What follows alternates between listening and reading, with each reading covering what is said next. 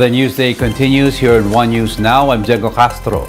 One analyst sees former President Rodrigo Duterte's recent China visit as undermining the current administration.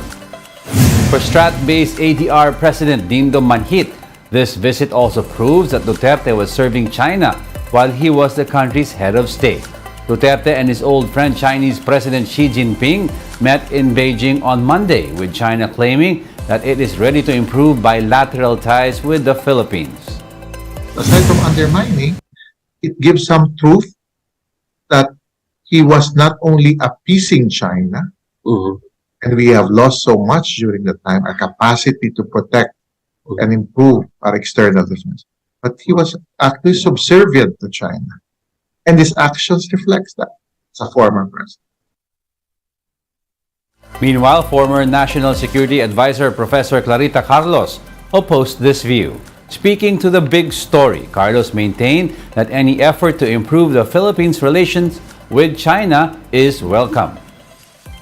Yung sinabi nga ng isang resource person yun, si Manhit, na ina-undermine niya yung present administration. I don't think so. With all due respect, I disagree with him. Any effort for us not to go to war, for us not to be,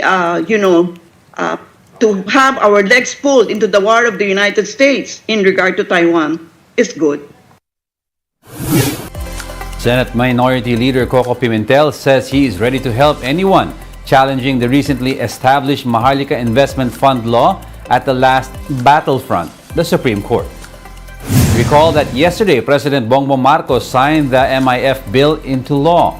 Senator Pimentel says there will most likely be a member of the High Court who will raise a flag on the Sovereign Wealth Fund, and he would be prepared to submit an argument when the time comes. Sigurado ako na merong magki-question ito sa Supreme Court. Sigurado yun. And then, ulitin ko yung sinabi ko, nandito ako at ang aking mga staff na merong alam kung ano nangyari rito to provide some facts, some arguments, and other information na kailangan po ng mga magki-question ito sa Supreme Court. The senator also questioned the signing of the bill, which he said had not been initially among the government's priority legislations before. Pimentel alleged that the bill had been rushed so the president would have something to tout in his second State of the Nation address on Monday. Pimentel also said he would not be attending the SONA in person and that he would simply be attending virtually. Ang masakit dito kung ang tamang sagot dun sa tanong bakit minamadali para lang may mabanggit sa SONA? Imagine nyo yun. Mamadaliin mo ganitong klaseng batas. 100 plus billion pesos kukunin mo, ilalagay mo sa isang fund para ang instruction mo, more returns through more risky investments. So, isugal ninyo. And then, binadali natin ito para lang ma-announce sa SONA. Wala naman po ito sa listahan ng priority bills doon Progressive group Bayan is promising a bigger protest on the day of President Marcos's second SONA on Monday. Bayan Secretary General Mong Palatino said more people are angry, so they're expecting thousands to turn up. Progressive groups actually held their so-called People's SONA today, where IBON Foundation slammed the failure of President Marcos to improve the lives of Filipinos. The group says no less than 18 or 19 million Filipino families are currently experiencing hardship. IBON also pointed out that despite the decrease in the country's unemployment rate, the jobs that are being offered are of low quality. It also said that the 40 peso increase in minimum wage here in Metro Manila clearly is not enough given the elevated inflation rate. Kahit bumabagal ng inflation, hindi ibig sabihin mas mura ng presyo ng bilihin. Ang sinasabi lang, mas mabagal ang pagtaas ng presyo ng bilihin. Habang bumabagsak ang kalidad ng trabaho, habang bumabagsak ang kita ng mga pamilya, nitong epekto, kahirapan sa bansa.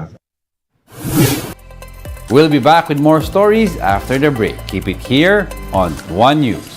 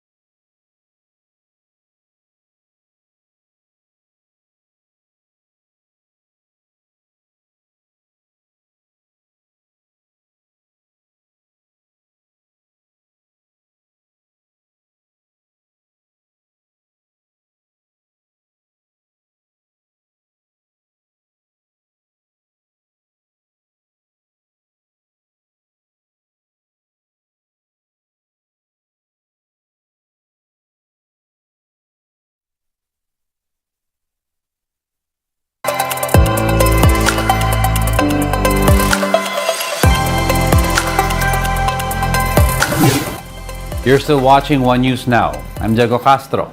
Former President Rodrigo Duterte couldn't care less about the International Criminal Court continuing its probe on his administration's drug war. His ex-spokesperson Harry Roque told News 5 that Duterte still believes that only Filipino courts have jurisdiction over him. The former president is also reportedly not eyeing any other legal remedy, with Roque maintaining that the ICC has no power in the Philippines. On Tuesday, the ICC denied the country's appeal to suspend its investigation on the war on drugs. Wala po. Talagang ang naging reaksyon ni dating Presidente PRRD ay wala akong pakialam dyan. No? Dahil sa mulat-mula, sinabi niya na tanging mga Pilipino lamang at mga Pilipinong hukuman ang po pwedeng maghusga sa kanya. Ang kanyang hamon sa mga tao na sa tingin nila sila ay naging biktima ng karahasan sa termino niya, magsampa kayo ng kaso at haharapin niya lahat ng kaso niyan. The so-called drug war architect Senator Bato de la Rosa is also unbothered by the turn of events. De la Rosa was National Police Chief during the height of the war on drugs. He also said he is willing to be arrested only if Philippine authorities will be the ones to carry out the arrest.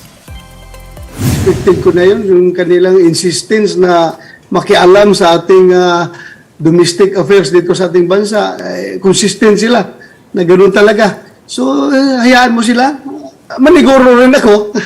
Bakit hindi ako pupunta doon sa mga bansa na friendly sa ICC? Meanwhile, there are also some reports that Vice President Sara Duterte is now allegedly included in the ICC's investigation. According to news outlet Vera Files, the probe is related to her supposed role in the war on drugs when she was still mayor of Davao City. This is the first time that VP Sara's name has been mentioned in relation to the ICC investigation. The Vice President gave a simple no comment remark in her response to her reported inclusion in the probe. The low-pressure area near Mindanao is expected to intensify into a tropical cyclone within the day or tomorrow. In the event that LPA turns into a tropical cyclone, it would be named Egay. There are no direct effects yet from the weather disturbance, but its trough and intertropical convergence zone will bring scattered rain showers in some areas. These are Eastern Visayas, Caraga, Bohol, Camiguin, Misamis Oriental, Davao de Oro, and Davao Oriental. On the other hand, Metro Manila and the rest of the country can generally expect fair weather, but with chances of rain in the afternoon due to both the ITCZ and localized thunderstorms. Amid inclement weather, the water level at Angat Dam continues to climb. As of this morning, Pag-asa measured the water level at 180.94 meters, still above the minimum operating level. And those are the top stories of the hour. Join us again at 10:30 a.m.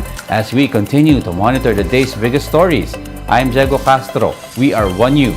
All sides, all the time.